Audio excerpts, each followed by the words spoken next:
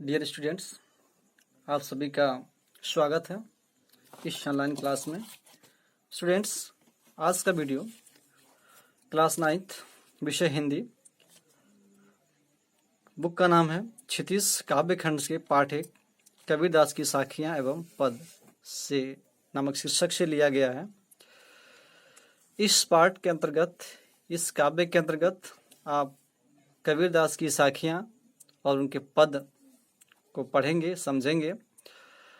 हालांकि आपको पता है कबीरदास एक बहुत ही सच्चे संत थे, बहुत ही एक कहा जाए कि ज्ञानी श्रेय शाखा के सबसे महत्वपूर्ण संत माने जाते हैं। अपने सादगी जीवन और अपने उच्च विचार के लिए इनको सदा याद किया जाएगा।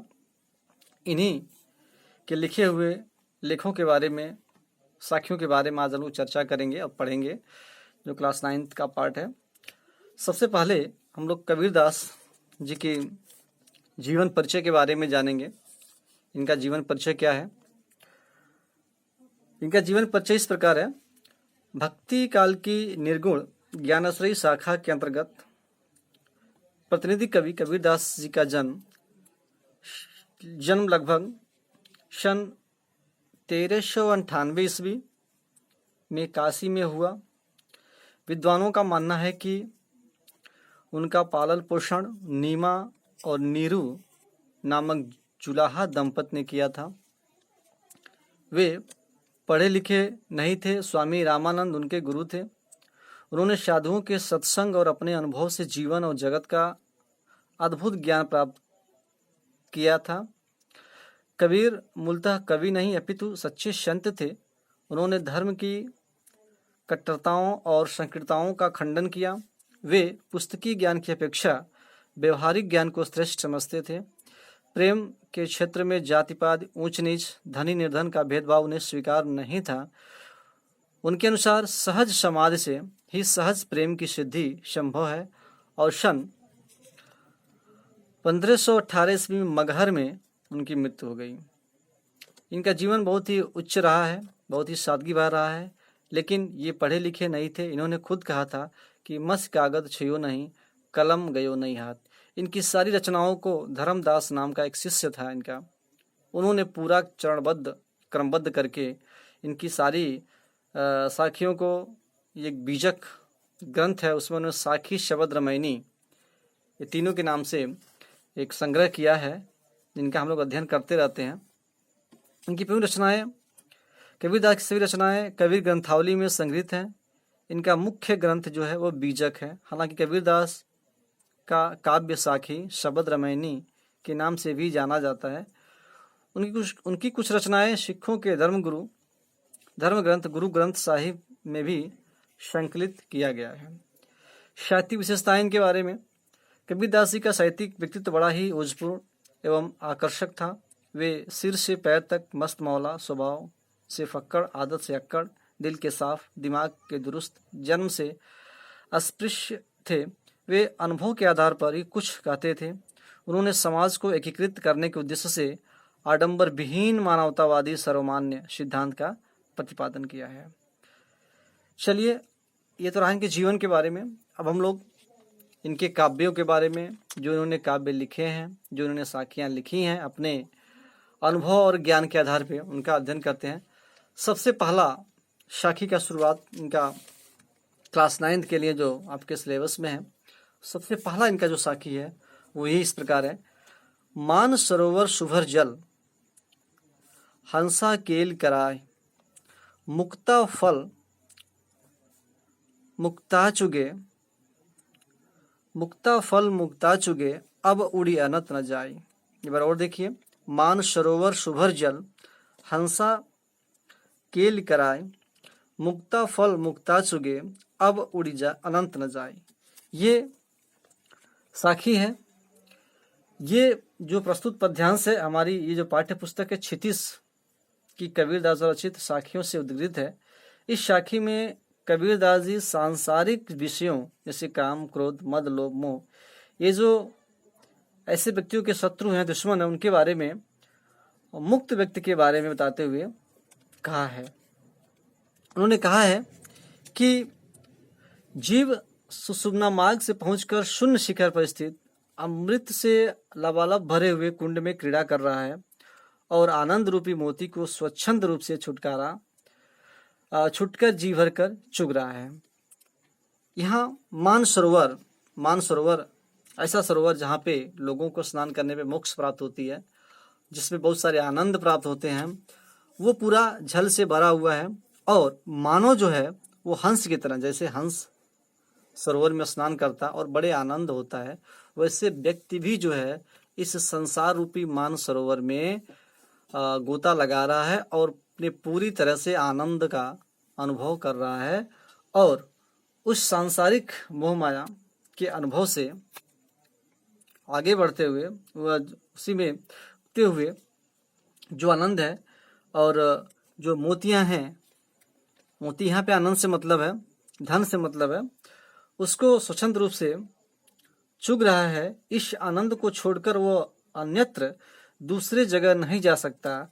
कहने का आशय ये है कि जब आत्मा सांसारिक प्रपंचों से छुटकर परमत्व के ध्यान में लीन हो जाता है, तब मनुष्य को उस आनंद के अलावा अन्य किसी वस्तु की इच्छा नहीं रह जाती है। जैसे एक बार और देखिए, मान सरोवर शुभर जल हंसा केल कराल। मान सरोवर शुभर जल, ये जो संसार को इंडिकेट किया गया है, प्रदर्शित किया गया है, जैसे कि जो मान सरोवर होता है उसमें हंस स्नान करता है और उसमें बहुत आनंद उसको प्राप्त होती है, उसी प्रकार यहाँ पे उपमा दिया गया है इस मान सरोवर को इस संसार से। और इसमें व्यक्ति जो जन्म लेता है वो इस सांसारिक मोह माया में फंसा रहता है और इसी में रह करके काफ़ी आनंद का अनुभव करता है। यानी कि जो उसके आनंद के जो भाग हैं, जैसे काम क्रोध मद लोभ, इसके ये जो है उसी भाग में रह के काफ़ी आनंदित होता है और उसी से वो जो है मुक्ता मोती, यहाँ आनंद से मतलब है, सुख से मतलब है, वो चुगता रहता है।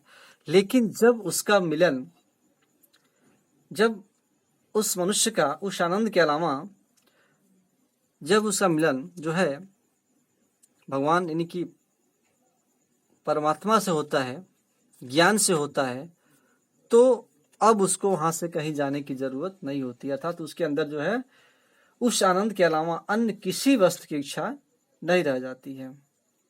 इसमें विशेष है, कबीर ने मनुष्य को सांसारिक मोह बंधन से मुक्त होने की प्रेरणा दी है। दूसरा कहा जाए तो केल कराल मुक्ता फल, जो इसमें केल कराएं, केल और कराएं क दो बार आया है तो अनुप्रास अलंकार हो गया।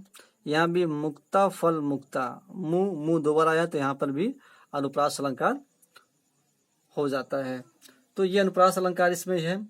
और जीव परम ब्रह्म में मिलन के आनंद का त्याग नहीं कर सकता। उसके साथ साथ जो भाषा इनकी है वो सदुक्कड़ी भाषा है का प्रयोग किया गया है। तो इस प्रकार जो है ये साखियों का व्याख्या है। दूसरा देखिए, दूसरा साखी ये है कि प्रेमी ढूंढत मैं फिरो प्रेमी मिले न कोई। प्रेमी ढूंढत मैं फिरो प्रेमी मिले न कोई, प्रेमी को प्रेमी मिले सब विष अमृत होय। यहाँ पे कबीरदास जी ये कहते हैं कि मैं इस संसार में प्रेमी को ढूंढ रहा हूँ, प्रेमी की तलाश कर रहा हूँ, किंतु मुझे कोई सच्चा प्रेम करने वाला नहीं मिलता। मैं प्रेमी को ढूंढ रहा हूँ, लेकिन मुझे कोई भी जो सच्चा प्रेमी हो, जो सच्चा प्रेम करने वाला हो, वो सच्चा प्रेम करने वाला मुझे नहीं मिल रहा है। कबीर जज को ये पूरा विश्वास है कि जब प्रेम करने वाले से उसकी प्रेमी का मिलन होता है तो सारा विष अमृत में बदल जाएगा, अर्थात सारी जो विकलता है वो दूर हो जाएगी। यहाँ कबीरदास ये कहते हैं कि मैं एक प्रेमी हाँ भगवान से मतलब है, परमात्मा से मतलब है, ईश्वर से मतलब है। यानी कि वो प्रेमी को ढूंढ रहे हैं लेकिन उनको कोई प्रेमी वो मिल नहीं रहा है। इनके जो है वो ईश्वर परमात्मा मिल नहीं रहे हैं। प्रेमी को प्रेमी मिले। और यहाँ ये भी कहा गया है, प्रेम से सच्चे प्रेम, मित्र से सच्चे मित्र की तुलना की गई है। और जैसे ही प्रेमी को प्रेमी मिले, यानी कि जब भी आत्मा को परमात्मा मिल जाते हैं या किसी को प्रेम करने वाले को उसी तरह से प्रेम करने वाले मिल जाते हैं, तब सारा जो विष है, सारा जो क्रोध है, सारा जो वैमनस्य है अंदर मन में, जितने शत्रु होते हैं वो सारे विष जो है वो अमृत बन जाता है, वह अर्थात सारी विकलताएं जो है वो दूर हो जाती हैं। यहाँ पे जो अगर देखा जाए विशेष तौर पे, तो कबीरदास ने निर्गुण ईश्वर के प्रेम को पाने की इच्छा व्यक्त की है। सगुण नहीं बल्कि निर्गुण। निर्गुण का मतलब होता है जैसा कोई आकार न हो, वो निर्गुण होता है। तो यहाँ पे कबीरदास जी निर्गुण ईश्वर के प्रेम को पाने की इच्छा व्यक्त की है। अगर कहा जाए तो यहाँ पे जो प्रेमी है, यहाँ जो प्रेमी शब्द की आवृत्ति बार बार हो रही है, तो एक चमत्कार उत्पन्न हो रहा है इस तरह से।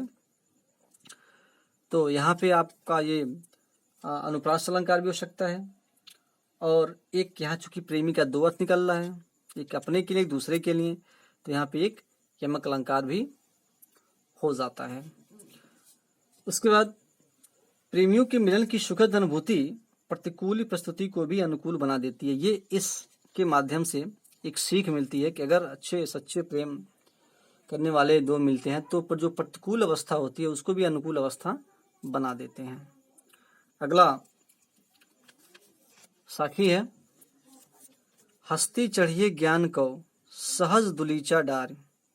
हस्ती चढ़िए ज्ञान को सहज दुलीचा डार, स्वान रूप संसार है भूखन दे झकमार। जो ये संसार है वह भूखन दे झकमार। यहाँ पे कहा गया है, कबीरदास जी कहते हैं कि ये मनुष्य तुम ज्ञान के हाथी पे चढ़ना, विशाल ज्ञान हो रहा, हाथी के ज्ञान का मतलब ज्ञान का भंडार, ज्ञान की उच्च स्तर पे, ज्ञान के उच्च स्तर पे चढ़ना, लेकिन सहज दुलीचा डाल करके। जैसे हाथी पे चढ़ते हैं तो उसके अंदर दुलीचा होता है जिसपे पैर रख करके व्यक्ति बैठता है, नहीं तो वो गिर जाएगा। उसी तरह से जब ज्ञान रूपी हस्ती पे चढ़ रहे हैं, ऊंचाई पे चढ़ रहे हैं, तो दुलीचा डाल करके, यानी घमंड उसमें ना हो, गर्व उसमें ना हो, घमंड ना हो, क्योंकि यह संसार कुत्ते के समान है जो अवसर पाकर अनायास भौंकता रहता है। जब भी ज्ञान के मार्ग पे चलिए तो पूरी दृढ़ता के साथ चलिए, दुलीचा डाल के चलिए, दृढ़ होके चलिए, क्योंकि ये जो संसार है ये स्वान रूप संसार है। स्वान का मतलब होता है यहाँ कुत्ता से मतलब है, ये संसार जो है स्वान रूप का है, भूखन दे झकमार, अर्थात वह अवसर पा करके हमेशा अनायास भौंकता रहता है। कहने का तात्पर्य है कि किसी को ज्ञान है अथवा कोई ज्ञान प्राप्त करना चाहता है तो उसे अहंकार का त्याग कर दिशा में बढ़ना चाहिए, क्योंकि ये संसार है। ये संसार सबको कुछ न कुछ, जो अच्छा करता है उसको भी कमेंट करते हैं, और जो बुरा करता है उसके तो करते ही करते हैं। तो इसलिए पूरे दृढ़ता के साथ चलिए और ज्ञान प्राप्त करने का प्रयास करिए, और उसमें ज्ञान प्राप्त करने में अहंकार को त्याग करके, अपने अंदर के जो अहंकार है उसको त्याग करके उस ज्ञान की दिशा में बढ़ना चाहिए। हस्ती चढ़िए ज्ञान, यानी कि जब हस्ती रूपी ज्ञान पे जब शीर्ष स्तर पे चलिए, ज्ञान के रास्ते पे चलिए, तो सहज दुलीचा डाल, पूरी दृढ़ता के साथ। जैसे व्यक्ति हाथी पे बैठता है तो दुलीचा डाल के बैठता है, क्योंकि हाथी चलेगी, अगर दुलीचा नहीं रहेगा, दुलीचा का मतलब होता है जो बैठने वाला होता है, वो डाल करके वो इधर उधर होगा तो गिर जाएगा। उसी तरह जब ज्ञान रूपी रास्ते पे चलते हैं तो पूरे दृढ़ता के साथ चलना चाहिए, क्योंकि ये संसार जो है वो एक श्वान के रूप में है, कुत्ते के रूप में है, जो भौंकता रहता है और भौंक के हमेशा आपको रास्ते से विचलित करने का काम करता है। इसलिए उनको ध्यान को न देख करके, अपने अहंकार को न ला करके ज्ञान के रास्ते पे हमेशा सदैव चलना चाहिए। इसमें विशेष तौर पे कबीरदास जी ने ज्ञानी को सहजता का व्यवहार करने की सीख दी है, संसार को ज्ञानियों का कटाक्ष करने वाला बताया है, और इसमें जो ज्ञान को हाथी से तुलना किया गया है, उसके रूप में मान लिया गया है। तो यहाँ पे रूपक अलंकार भी एक आत्मसात होता है, और इसमें जो झक मारी यानी परेशान करना, झक मारना, एक मुहावरा भी आता है जिसमें परेशान होने का अर्थ होता है। तो ये इस मुहावरे का भी प्रयोग हुआ है। तो आज हम लोगों ने 3 साखियां पढ़ी। पहला, मान सरोवर सुभर जल हंसा केल कराल, मुक्ता फल मुक्ता चुगे अब उड़ी अनंत न जाए। दूसरा है, प्रेमी ढूंढत मैं फिरो, प्रेमी मिले न कोई, प्रेमी को प्रेमी मिले सब विष अमृत होय। और तीसरा है, हस्ती चढ़िए ज्ञान को सहज दुलीचा डार, स्वान रूप संसार है भूखन दे झकमार। ये 3 हम लोगों ने पढ़ा। उम्मीद करता हूँ कि आप लोग भी इसको लिख करके कंठस्थ करने का प्रयास करेंगे और इसका अर्थ लिखने का प्रयास करेंगे, और यही आपका गृह कार्य भी, होमवर्क भी है। तो आज के लिए इस वीडियो में इतना ही। नेक्स्ट जो है वीडियो में इसके आगे के पार्ट हम लोग पढ़ेंगे।